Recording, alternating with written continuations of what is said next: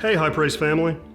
I wanted to come to you today and give you a word of encouragement in this time of the COVID-19 pandemic and as we are getting closer to the Passover and Easter season. And so over in Exodus chapter 12, this is the first account of Passover. Verse 21, it says that, "Then Moses called all the elders of Israel and said to them, 'Go, select lambs for your families and slaughter the Passover lamb. Take a bunch of hyssop, dip it in the blood that is in the basin, and touch the lintel and the two doorposts with the blood in the basin. None of you shall go outside the door of your house until morning, for the Lord will pass through to strike down the Egyptians.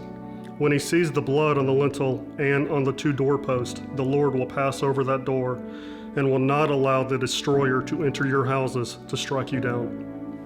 A few verses down in verse 38, this is after the Israelites have already been liberated and they are starting to leave Egypt. It says that a mixed crowd also went up with them, and livestock in great numbers.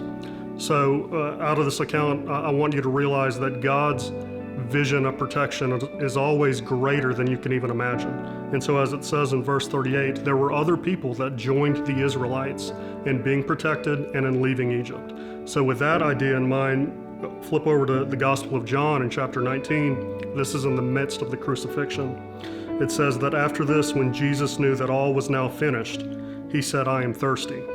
A jar full of sour wine was standing there.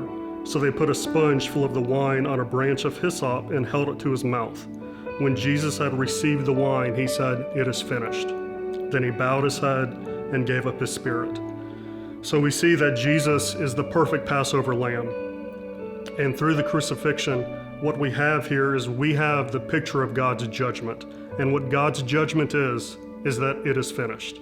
And God's judgment is a message of rescue, hope, peace, and protection and restoration. And so through this account, as Jesus exemplifies the perfect Passover lamb, that as the branch of hyssop was put both over the doorpost in the Exodus and upon Jesus who was on the cross, that again, Jesus was standing there in the gap. And so I want to encourage you that COVID-19 is not the judgment of God, but rather it is God's enemy.